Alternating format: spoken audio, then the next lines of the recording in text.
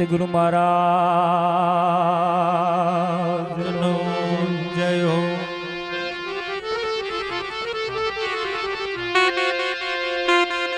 गुरुजी समान नहीं देवतान, गुरुजी समान नहीं को।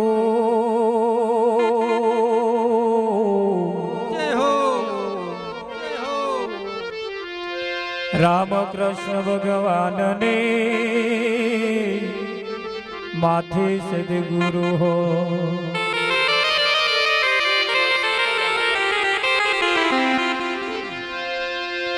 तो गहन गति गुरुदेवनी ने पलटावे विधि नाले।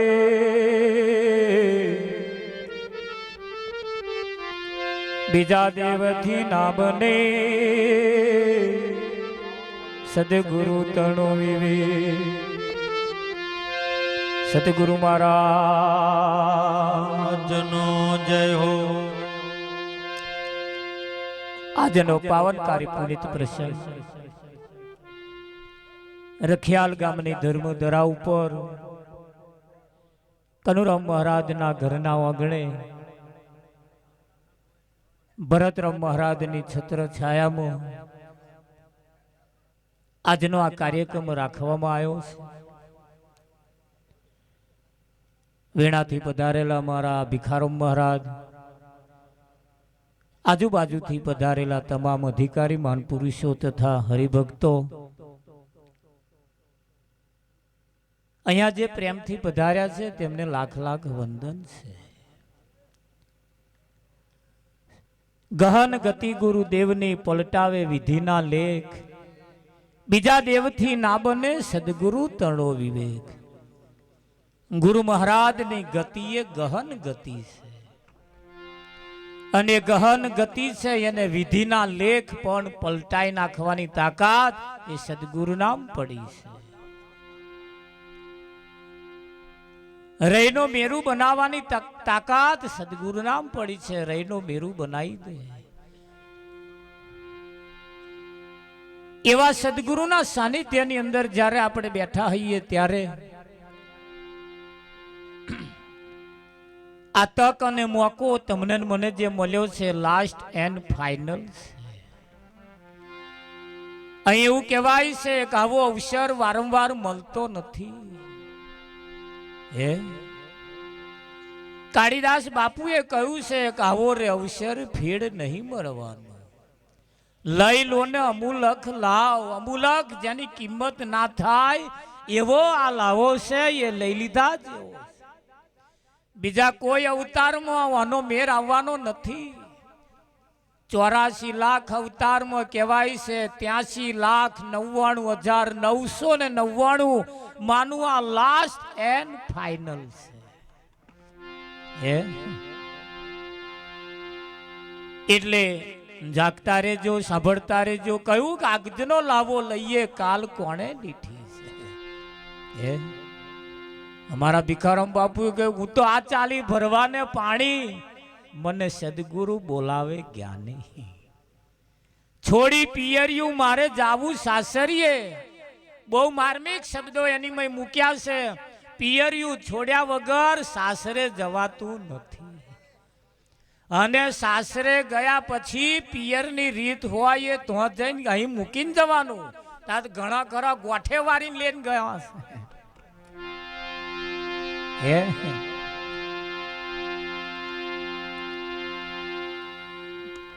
છોડી પિયરિયું મારે જાવું સાસરીએ, એમાં તે શરમ મને સાની।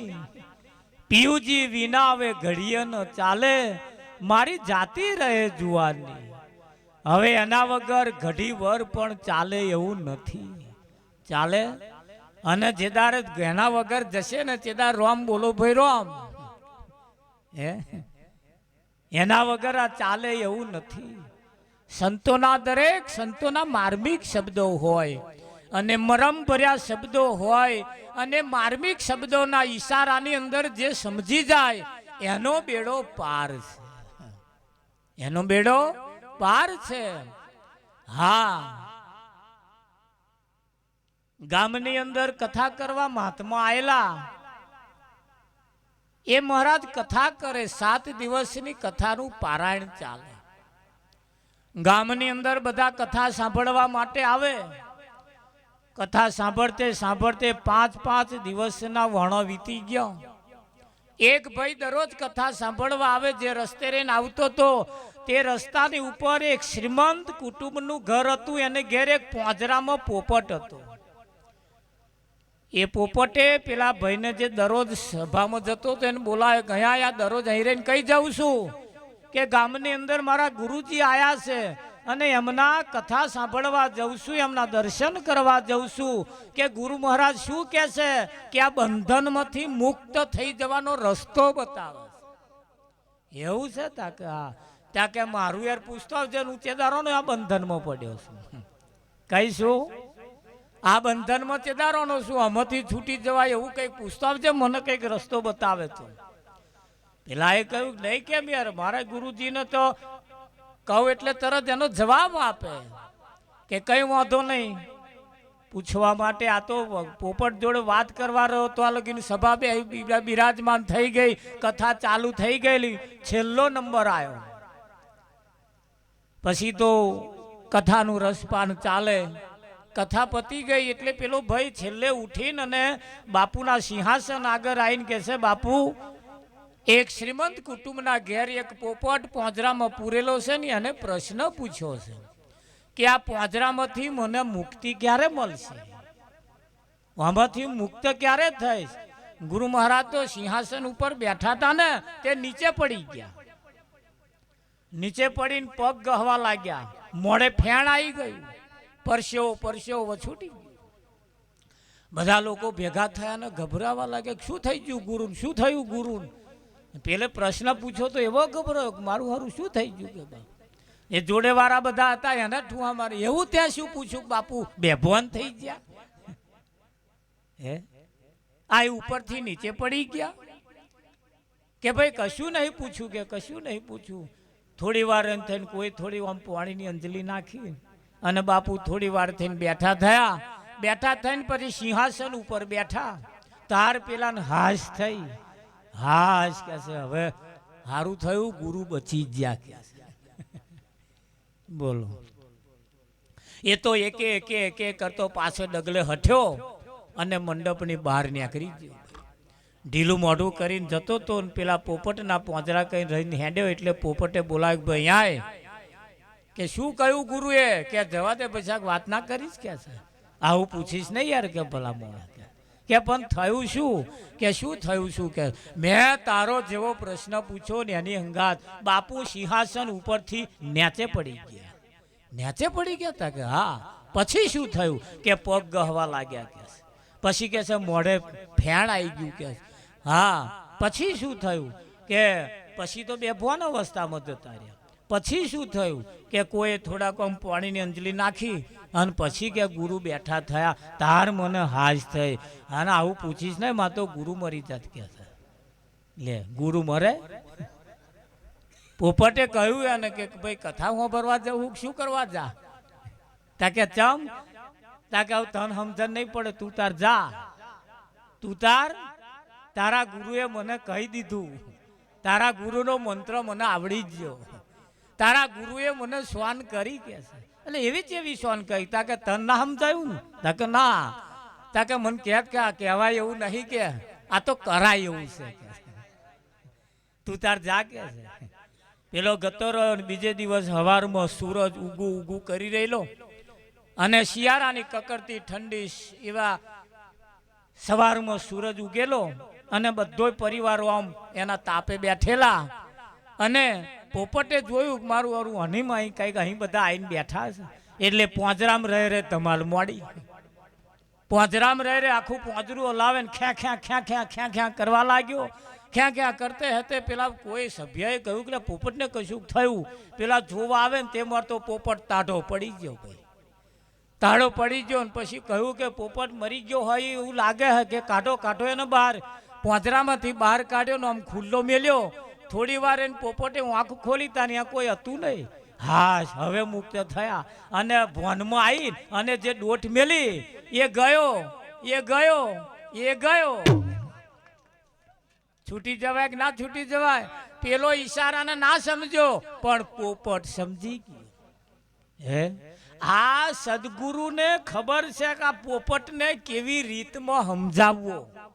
ત્યાં કહેવાય થાય એવું નહીં.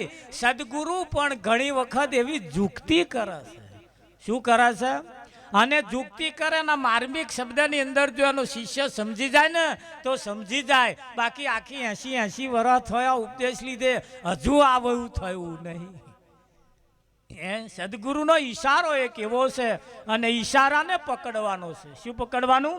અને સંતો કહે છે કે શબ્દને પકડવાનો. શબ્દ શું કહેવા માંગે છે અને શબ્દને જે પકડી લે અને શબ્દની અંદર રહેલો જે સાર છે એ જે સમજી જાય એનો બેડો પાર થઈ જાય. અને એના માટેનું આ ભજન છે. એના માટે આ સત્સંગ સભા ધર્મના મંડપ એના માટે બાંધવામાં આવ્યા છે. આ ખાલી પૈસા વધારે હતા તે કઈ ખર્ચા કર્યા છે એવું નથી.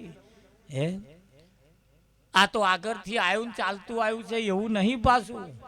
હા આ તો જઈ જેના સદગુરુની દયા થાય કૃપા થાય તારે આવા એના મંડપ બંધાય છે.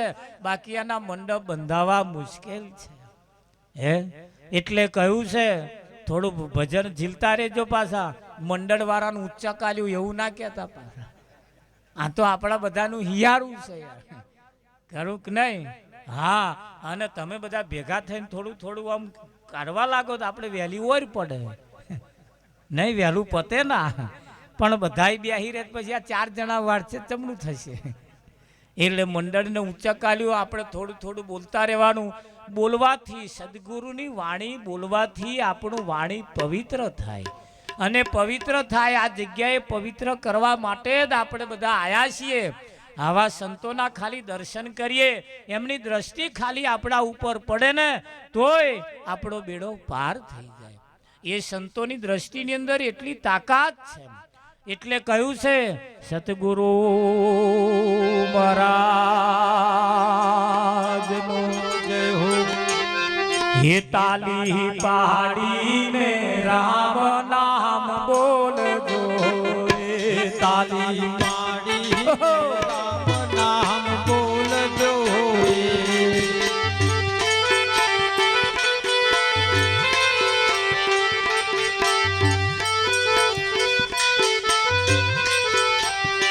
તમે અંતર ના પડદા બોલજો રે. તાલી પાડી ને રામ નામ બોલજો રે. તમે અંતર ના પડદા બોલજો રે. તાલી પાડી ને રામ નામ બોલજો રે.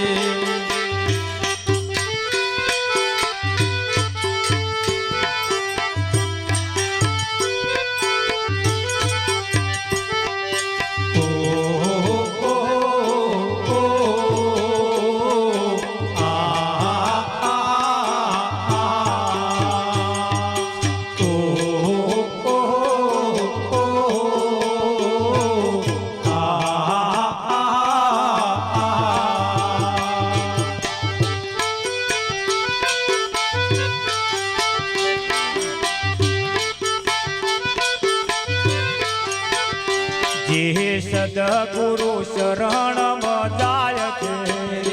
જે સદગુરુ